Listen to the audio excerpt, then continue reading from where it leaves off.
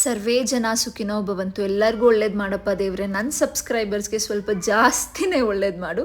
So hi guys, welcome back to my channel. ಇದು Monday vlog ಆಗಿರುತ್ತೆ. Mummy video ನೋಡ್ತಾ ಇದ್ರೆ ಪ್ಲೀಸ್ ಬೈಬೇಡ, ಕಾಲೇಜ್ಗೆ ಹೋಗಿಲ್ಲ ಅಂತ.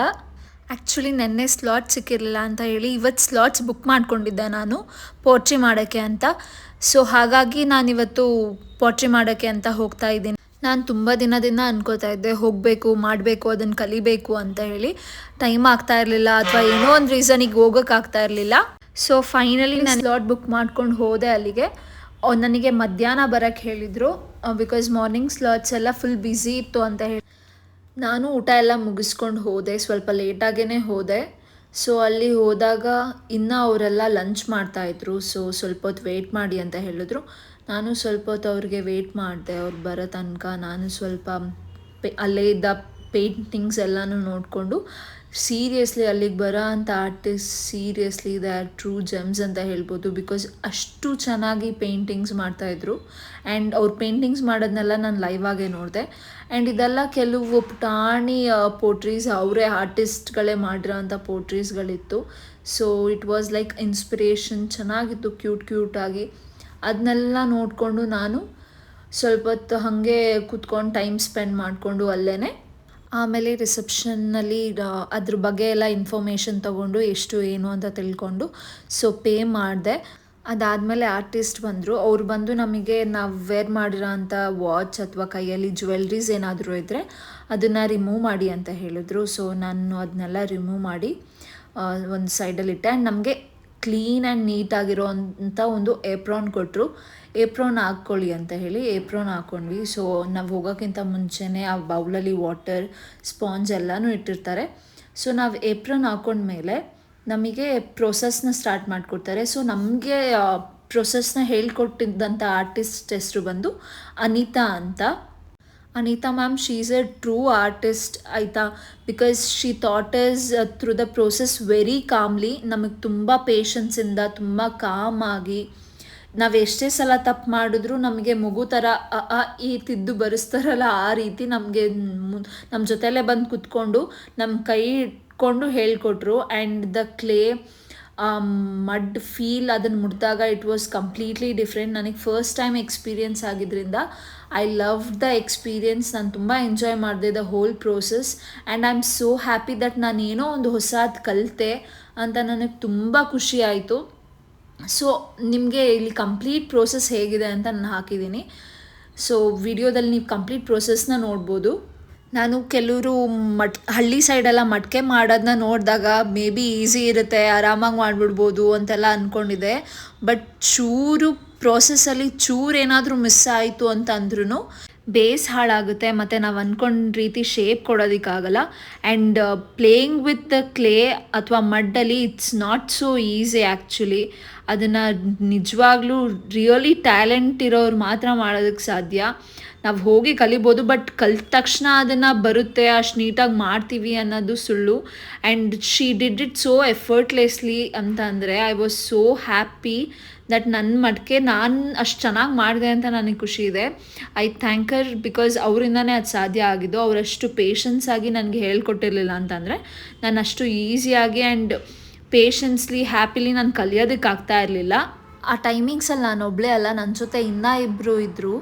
So Anita ma'am, she really ನನಗೂ ನನ್ನ ಜೊತೆಲೂ ಕೂತ್ಕೊಂಡು ನನ್ನ ಕೈ ಇಟ್ಕೊಂಡು ಹೇಳ್ಕೊಡ್ತಾ ಅವರಿಬ್ರಿಗೂ ಸಹ ಅದೇ ರೀತಿ ಎದ್ದು ಹೋಗಿ ಪ್ರತಿಯೊಂದು ಸ್ಟೆಪ್ಪಲ್ಲೂ ಅವರು ನಮಗೆ ಟೀಚ್ ಮಾಡ್ತಾ ಬಂದರು. So I am really thankful for her. ಈ ಪ್ರೋಸೆಸ್ಸಲ್ಲಿ ನನಗನ್ಸಿದ್ದು ದಟ್ ಕುಂಬಾರ ತಾನು ಮಾಡುವ ಮಡಕೆ ತನ್ನ ಕಲ್ಪನೆಯ ಆಕೃತಿ ಪಡೆಯಲೆಂದು ಸಿದ್ಧಗೊಳಿಸ್ತಾನೆ. ಕೆಲವೊಮ್ಮೆ ತಿಳಿಯದೆ ಬೇರೆದೇ ಚಿತ್ತಾರ ಹೊರಹೊಮ್ಮಿದಾಗ ಆನಂದವೂ ಹೌದು. ಹಾಗೆಯೇ ನಿನ್ನ ಜೀವನ ನೀನಂದುಕೊಂಡಂತೆ ಇದ್ದರೆ ಮಾತ್ರ ಸಮ್ಮತವಲ್ಲ, ಇನ್ಯಾವುದೋ ತಿರುವು ಪಡೆದು ಒಂದು ಒಳ್ಳೆ ಬದುಕು ರೂಪಿಸ್ಬೋದಲ್ಲವೇ. ಅಂದುಕೊಂಡಿದ್ದು ಜರಗಲಿಲ್ಲವೆಂದು ಕೊರಗದಿರು. ವರ್ಣರಂಜಿತ ಮಜಲುಗಳು ನಿನಗಾಗಿ ಕಾದಿವೆ.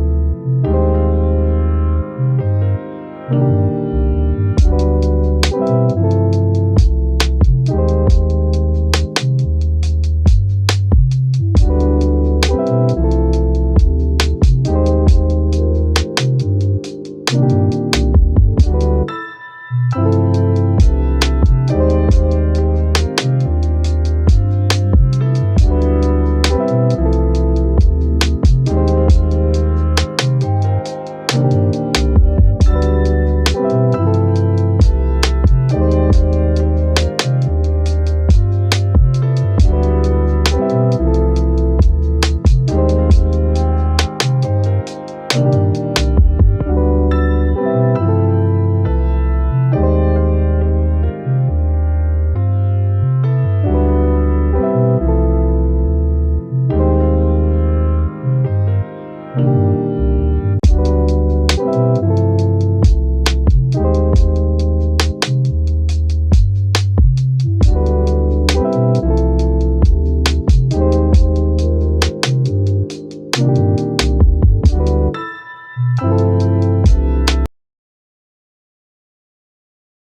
ಫೈನಲಿ ನನ್ನ ಪಾಟ್ ಈ ಥರ ಶೇಪ್ ತಗೋತು, ಚೆನ್ನಾಗಿದೆ ಅಲ್ಲ. ಅದಾದಮೇಲೆ ಪಾಟಿಗೆ ಶೇಪ್ ಕೊಟ್ಟಮೇಲೆ ಅದನ್ನು ಡ್ರೈಯರಲ್ಲಿ ಡ್ರೈ ಮಾಡಬೇಕು ಸ್ವಲ್ಪ ಹೊತ್ತು. ಸೊ ನನ್ನ ಪಕ್ಕದಲ್ಲಿರೋರ್ದೆಲ್ಲ ಕೂಡ ಶೇಪ್ ತುಂಬ ಬ್ಯೂಟಿಫುಲ್ಲಿ ಬಂದಿತ್ತು. ಆ್ಯಂಡ್ ಡ್ರೈಯರಲ್ಲಿ ನಾವು ಡ್ರೈ ಮಾಡ್ತಾ ಅದನ್ನು ಸ್ವಲ್ಪ ಒಣಗಿಸ್ಬೇಕು. ಅದಾದಮೇಲೆ ಅನಿತಾ ಮ್ಯಾಮ್ ನನಗೆ ಅದನ್ನು ಯಾವ ರೀತಿ ರಿಮೂವ್ ಮಾಡಬೇಕು ಅಂತ ಹೇಳ್ಕೊಟ್ರು. ಸೊ ಒಂದು ತಿನ್ನ ವಯರ್ ಇರುತ್ತೆ, ತಿನ್ನ ವಯರಲ್ಲಿ ನಾವು ನಿಧಾನಕ್ಕೆ ಅದನ್ನು ರಿಮೂವ್ ಮಾಡಬೇಕು. ಅದೇ ಥರ ಪ್ರೋಸೆಸ್ 2 to 3 ಟೈಮ್ಸ್ ನಾವು ಮಾಡಬೇಕಾಗುತ್ತೆ. ಅದಾದಮೇಲೆ ಅದು ಲಿಫ್ಟ್ ಕೂಡ ಯಾವ ರೀತಿ ಮಾಡಬೇಕು ಅಂತ ಹೇಳ್ಕೊಡ್ತಾರೆ. ಸೊ ಅದೇ ರೀತಿ ನಾವು ಲಿಫ್ಟ್ ಮಾಡಬೇಕು ಫಿಂಗರ್ಸ್ ಇಟ್ಕೊಂಡು. ಇಲ್ಲ ಅಂತ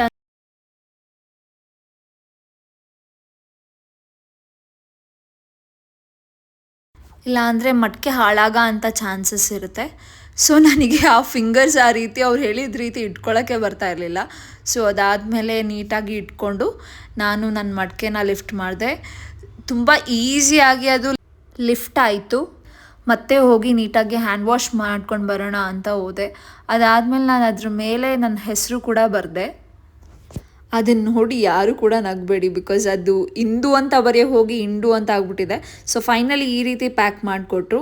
ಸೊ ಮೈ ಎಕ್ಸ್ಪೀರಿಯನ್ಸ್ ಹೇಳಬೇಕು ಅಂತ ಅಂದರೆ it was a totally good experience. I loved it ಆಗಲೇ ಹೇಳ್ದಾಗೆ. ಸೊ ಅದಾದಮೇಲೆ ನಾನು ಅಲ್ಲಿಂದ ಹೊರಟೆ.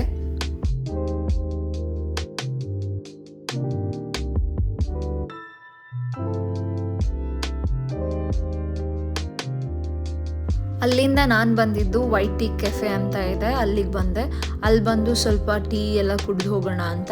ಸೊ ಅಲ್ಲಿಗೆ ಬಂದಮೇಲೆ ಈ ಬಾಕ್ಸ್ ನೋಡಿ ಅವರು ವೇಟ್ರೆಸ್ ಬಂದು outside cakes and foods R not allowed ಅಂತ ಹೇಳಿದ್ರು. ಸೊ ನನ್ನ ಫ್ರೆಂಡ್ ಅವ್ರು ಹೋದ್ಮೇಲೆ ನಗ್ತಾಯಿದ್ರು, ಕೇಕ್ ಅಂತ ಕೊಟ್ಬಿಡು ಅವರೇ ತಿನ್ಕೊಳ್ಳಿ ಅಂತ ಅಂದ್ಬಿಟ್ಟು. ಸೊ ಪಾಪ ಅವ್ರ ತಪ್ಪಲ್ಲ, ಔಟ್ಸೈಡಿಂದ ಯಾರೇ ಆ ಥರ ತಂದ್ರೂ ಆ ಬಾಕ್ಸ್ ನೋಡಿ ಎಲ್ಲರೂ ಕೇಕ್ ಅಂತಲೇ ಅಂದ್ಕೊಳ್ಳೋದು. ಅದಾದಮೇಲೆ ನಾವು ಹೇಳಿದ್ವಿ ಅದು ಕೇಕ್ ಅಲ್ಲ ಅಂತ. ಫೈನ್ ಅಂತ ಹೇಳಿ ಅವ್ರ ಪಾಡಿಗೆ ಅವರು ಹೋದರು. ಸೊ ಅದಾದಮೇಲೆ ಆರ್ಡರ್ ಮಾಡಿದ್ವಿ.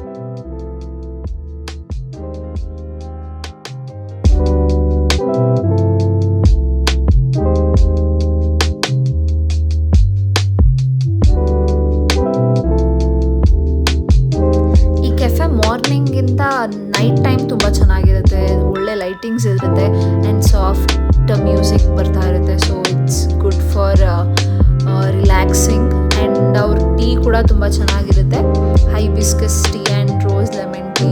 ನನ್ನ ಕೈಯಲ್ಲಿ ನೋಡಿ ಅದು ಪೋರ್ಟ್ರೇ ಮಾಡಿರೋದು ಇನ್ನೂ ಹೋಗೇ ಇಲ್ಲ, ಹಾಗೇ ಇದೆ ಅದು. ಹೀಗಿತ್ತು ನನ್ನ ಸೋಮವಾರದ ದಿನಚರಿ. ನಿಮಗೆಲ್ಲ ಇಷ್ಟ ಆಗಿದೆ ಅನ್ಕೋತೀನಿ. ಸೊ ಇಷ್ಟ ಆಗಿದ್ದಲ್ಲಿ ಲೈಕ್ ಮತ್ತು ಶೇರ್ ಮಾಡಿ, ಕಮೆಂಟ್ ಮಾಡಿ. ಯಾರೆಲ್ಲ ನನ್ನ ಯೂಟ್ಯೂಬ್ ಚಾನಲಿನ ಸಬ್ಸ್ಕ್ರೈಬ್ ಮಾಡಿಲ್ಲ, ಸಬ್ಸ್ಕ್ರೈಬ್ ಮಾಡ್ಕೊಳ್ಳಿ. Thank you for watching. ಹೀಗೆ ನೋಡ್ತಾ ಇರಿ, ಒಳ್ಳೊಳ್ಳೆ ವ್ಲಾಗ್ಸ್ ಬರ್ತಾ ಇರುತ್ತೆ. Thank you.